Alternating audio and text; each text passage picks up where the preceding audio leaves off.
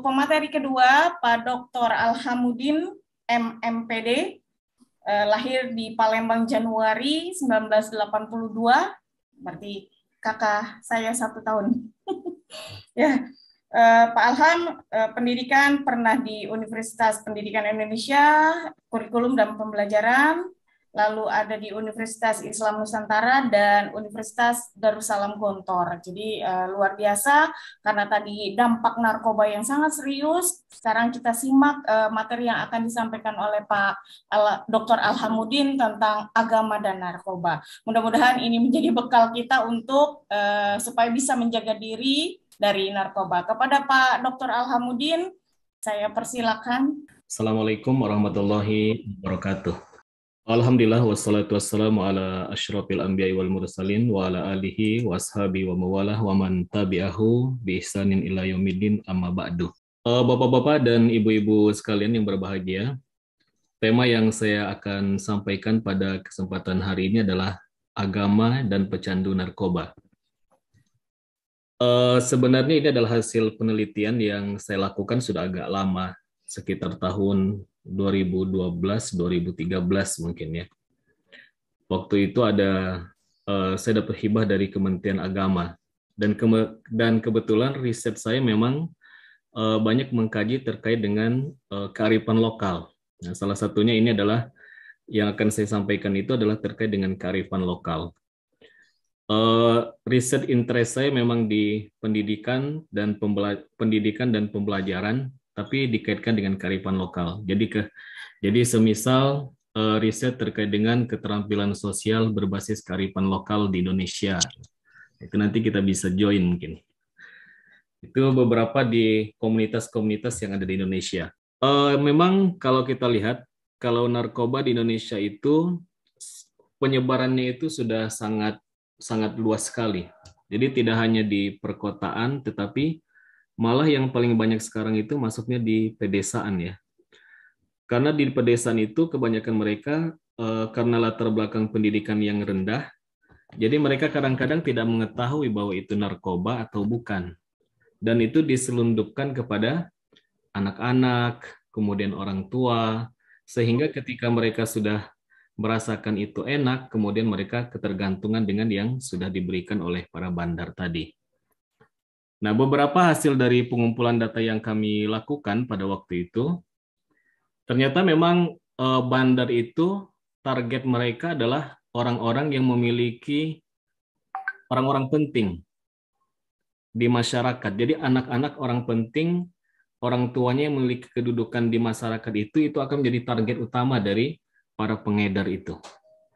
Jadi misalkan kepala desa, misalkan guru, orang tuanya, tokoh masyarakat, dan lain sebagainya, itu akan menjadi tujuan mereka pertama untuk mengedarkan narkoba itu.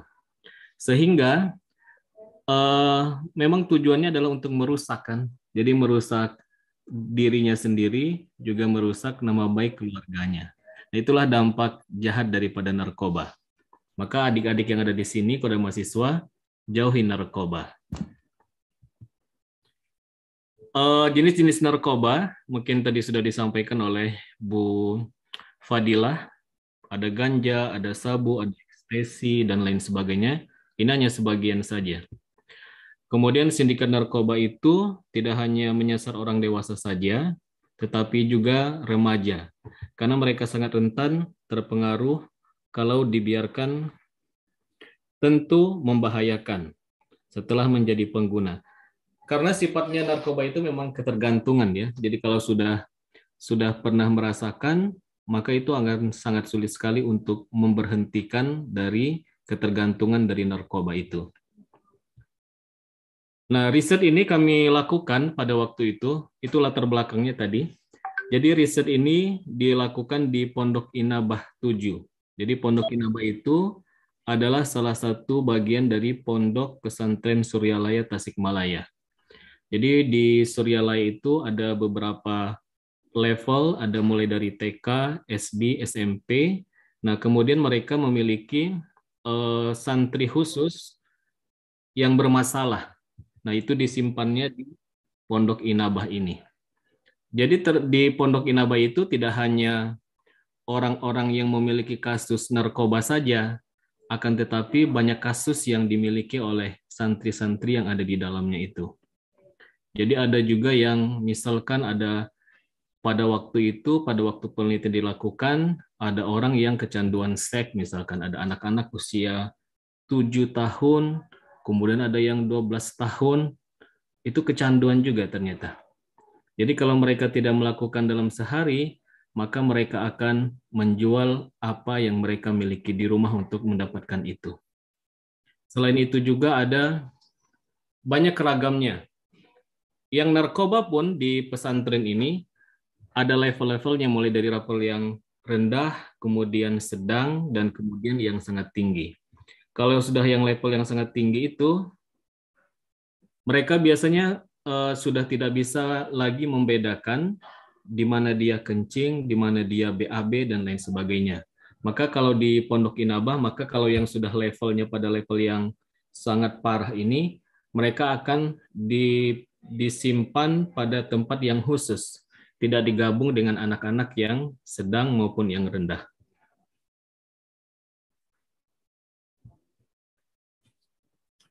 Nah, pesantren Srialaya itu sendiri itu didirikan oleh Kiai Abah Anom, atau kita sering kenalnya ya, Abah Anom. Nama lengkapnya itu adalah Sahibul Wafa Tajul Arifin. Beliau itu adalah mursyid dari Thariqah Qadiriyah Naksabandiyah. Jadi di Suryalaya itu memang diterapkan Tarikat Qadiriyah Naksabandiyah. Jadi gabungan antara Tarikat Qadiriyah dengan Naksabandi. Tentu di sana adalah cara berzikir yang digunakan sebagai alat untuk rehabilitasi itu akan berbeda dengan yang disampaikan oleh Bu Fadilah tadi. Nah, perlu saya sampaikan bahwa dalam proses rehabilitasi di pesantren ini tidak menggunakan obat sama sekali. Jadi dia menggunakan pendekatan agama sebagai obat untuk memberikan kesadaran kepada para santri yang sedang direhabilitasi di Pondok Inabah itu.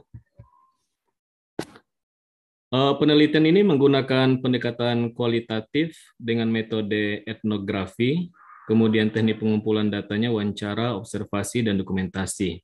Karena ini adalah sifatnya etnografi, maka pada waktu itu kami mengikuti seluruh kegiatan dan proses yang dilakukan di pusat rehabilitasi ini. Jadi kami membaur dengan para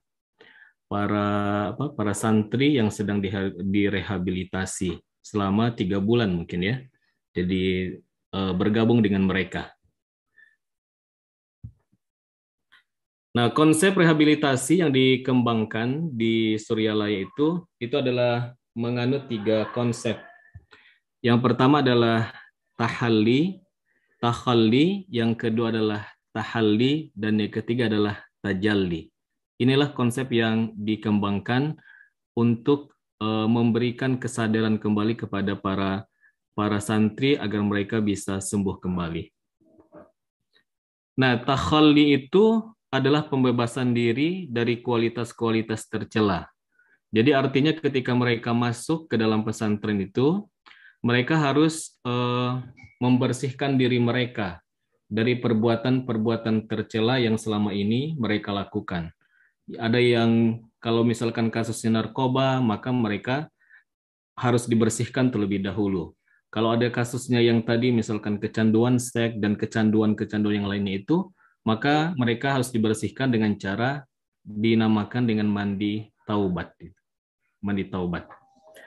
Nah, yang uniknya di pesantren ini, kebanyakan santri yang masuk ke dalam pesantren itu bukan berdasarkan kesadaran mereka sendiri untuk direhabilitasi. Jadi kebanyakan orang tua mengetahui bahwa semisal di Suryalaya itu ada pusat rehabilitasi, maka mereka biasanya menyampaikan kepada anaknya itu untuk jalan-jalan biasanya. Misalkan kita jalan-jalan ke Tasik yuk, menjenguk nenek katanya. Padahal katanya neneknya nggak ada di Tasik. Nah, kemudian ada juga yang diajak untuk kunjungan wisata ke Tasik gitu. Nah, pada waktu mereka sudah masuk, ke Pondok Inaba itu karena posisinya itu, jadi mereka misalkan masuk ke dalam pesantren, kemudian biasanya disuruh untuk masuk ke dapur. Masuk ke dapur itu nanti disuruh bantu untuk membuatkan air minum. Nah, setelah mereka masuk ke dalam ruangan itu, maka mereka dikunci. Nah, karena nanti ruang rehabilitasinya itu ada khusus di belakang. Jadi itu akan dipagar dengan tembok yang sangat tinggi sehingga mereka yang direhabilitasi itu mereka tidak akan bisa keluar dari ruangan itu. Nah, setelah mereka masuk ke dalam ruangan itu, baru mereka sadar bahwa mereka tertipu dengan ajakan yang disampaikan oleh orang tuanya. Nah, itu adalah beberapa hal yang disampaikan oleh para santri ketika kami saat wawancara. Kemudian yang kedua, tahalli. Nah, tahalli itu ya berarti takhalli itu mereka membersihkan diri mereka dengan mandi taubat. Jadi mandi taubat itu pertama kali dilakukan setiap hari itu jam 2 malam. Jadi bayangkan sendiri kalau di Tasik mandi jam 2 malam itu lumayan dingin kan? Saya sebagai peneliti juga harus ikut mandi pada waktu itu. Ikut dimandikan kan? Dengan cara-cara dan doa yang sudah dimiliki oleh para kiai yang ada di sana gitu. Dan juga kalau orang-orang yang menderita narkoba yang tinggi, yang sudah levelnya sudah tinggi itu, mereka kebanyakan tidak mau dimandikan ternyata. Jadi mereka takut sama air. Nah, kalau yang sudah sedang gitu, kemudian yang rendah, nah itu mereka biasanya mau dimandikan. Tapi kalau yang sudah levelnya sangat tinggi, itu sangat sulit untuk dimandikan. Nah, kemudian yang kedua setelah mereka mandi taubat, itu adalah tahalli. Adalah tahap mengisi dan menghias diri Anda dengan sikap terpuji. Nah, disinilah mulai diisi dengan kegiatan-kegiatan keagamaan. Jadi setelah tadi mandi taubat itu jam 2 malam, maka setelah itu mereka akan bersiap-siap melakukan sholat tahajud. Jadi sholat tahajud sebanyak 11 rakaat, kemudian dan sholat-sholat yang lain sampai dengan waktu subuh. Ya, kita sebagai peneliti kita tidak mempermasalahkan terkait masalah furu'iyahnya ya. Jadi karena kita meneliti, jadi nama sholatnya apapun juga, yaitu mereka kerjakan. Jadi mulai dari jam 2 sampai dengan subuh, itu mereka akan melaksanakan sholat dan zikir. Dan zikir yang digunakan di Tarikat Qadiriyah Naksabandiyah, yang menggunakan yang La ilaha illallah, gitu kan? Itu ada maknanya ketika dia berada ditarik dari atas, kemudian ke bawah, ke kanan dan ke kiri, gitu. Kemudian semakin lama, semakin cepat, sehingga semakin lama itu kan semakin tidak terdengar suaranya. Tinggal la ilaha illallah, la ilaha illallah, semakin cepat gitu. Itu sekitar 1000 kali. Kemudian nanti setelah sholat subuh, mereka sarapan, kemudian ibadahnya full, kemudian sampai dengan malam hari. Dan itu dilakukan kurang lebih selama 40 hari. Jadi selama 40 hari, mereka dilatih untuk mengisi dirinya itu dengan perbuatan-perbuatan yang baik tersebut. Nah, kemudian yang ketiga adalah tajalli, itu adalah apresiasi terhadap rasa ilahi atau dalam istilah Hamka itu Tuhan melihat dalam hati kita. Jadi mereka setelah mengikuti takhalli, mandi tadi, kemudian tahalli, mengikuti kegiatan-kegiatan keagamaan, mengisi diri mereka yang selama ini kosong, kemudian mereka ternyata setelah 40 hari itu, maka mereka akan masuk kepada tahap tajalli ini. Kadang-kadang sudah mulai muncul kesadaran dalam diri mereka mulai menyadari terkait dengan kesalahan-kesalahan yang sudah dilakukan selama ini. Maka sudah mulai muncul penyesalan yang terhadap perbuatan itu. Nah, disinilah mulai akan terlihat hasil dari rehabilitasi yang dilakukan oleh pesantren.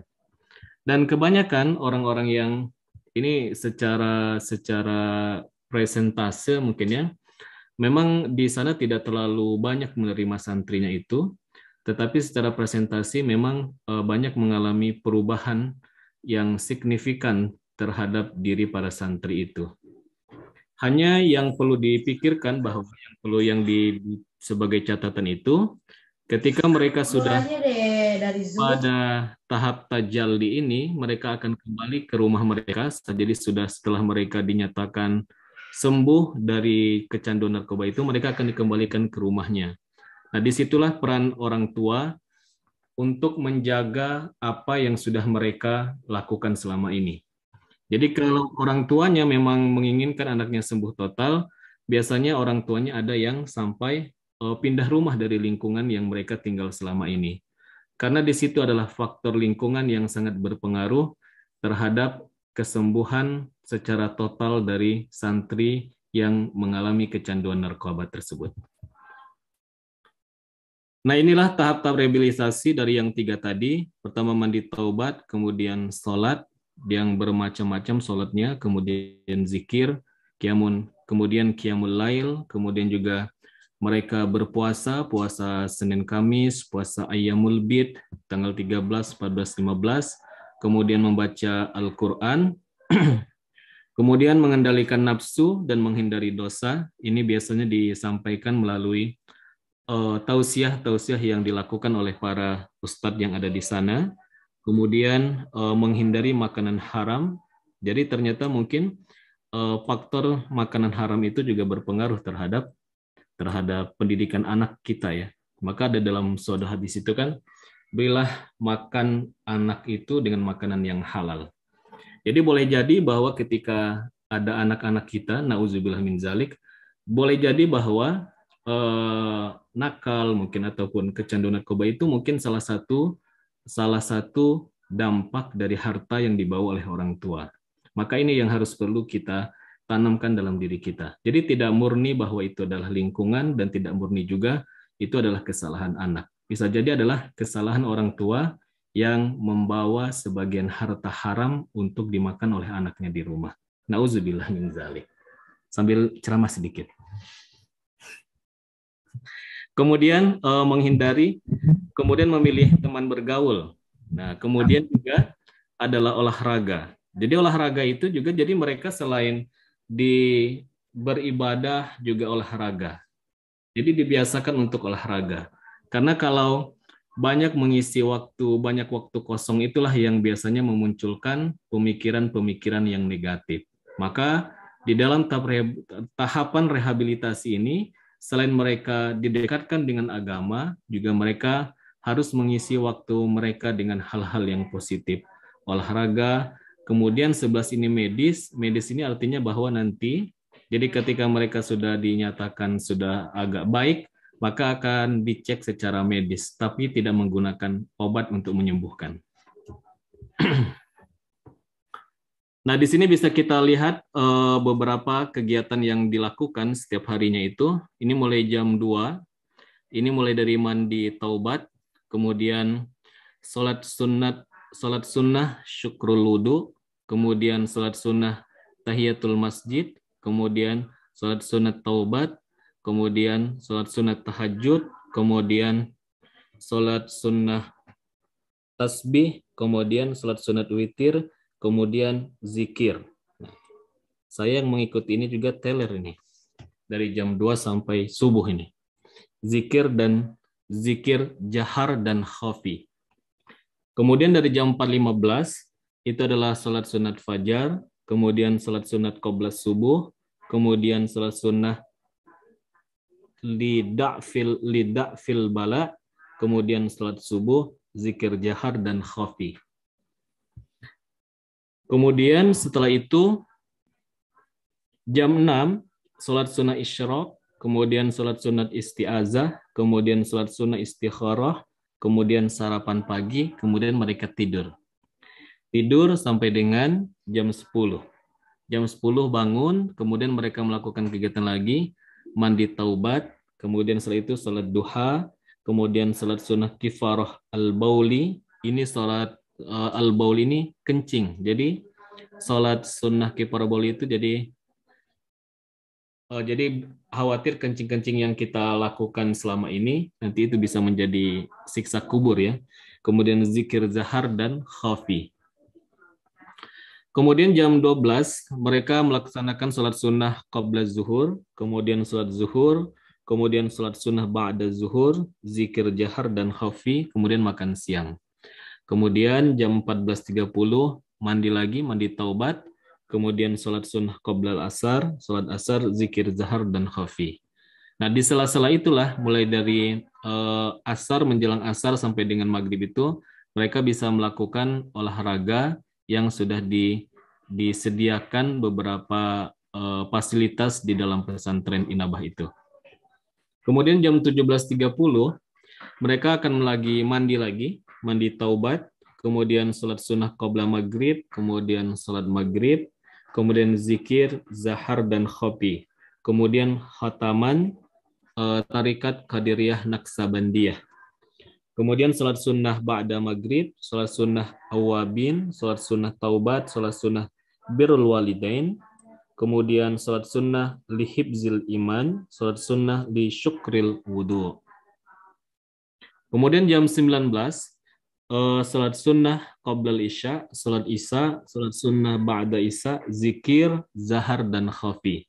Kemudian sholat sunnah syukur, sholat sunnah mutlak, sholat sunnah istikharah, sholat sunat hajat. Baru setelah itu mereka istirahat, tidur malam sampai dengan jam 2, jam 1.30 biasanya. Jadi setelah jam 1.30 itu mereka akan dibangunkan kembali dan kemudian akan dilaksanakan mulai dari kegiatan mandi taubat tadi. Nah, itulah beberapa kegiatan yang dilakukan di Pondok Inabah sebagai alat rehabilitasi untuk penyembuhan para korban nafsa. Nah, dari indikatornya bahwa mereka itu sudah misalkan mulai mengalami kesembuhan dari ketergantungan narkoba itu dan ketergantungan yang lainnya. Yang tadi itu bahwa mereka sudah mulai menangisi atas kesalahan-kesalahan yang mereka lakukan selama ini. Kemudian juga mereka mulai senang mandi gitu, tidak takut lagi dengan air, dan juga sudah mulai muncul kegiatan-kegiatan positif yang timbul dari dalam diri mereka sendiri. Nah, itulah beberapa indikator yang dari sekian banyak indikator yang dinyatakan bahwa mereka itu sembuh dari, tidak sembuh total sih, jadi mengalami perubahan dari ketergantungan narkoba yang selama ini mereka alami. Mungkin itu saja yang bisa saya sampaikan. Terima kasih. Assalamualaikum warahmatullahi wabarakatuh.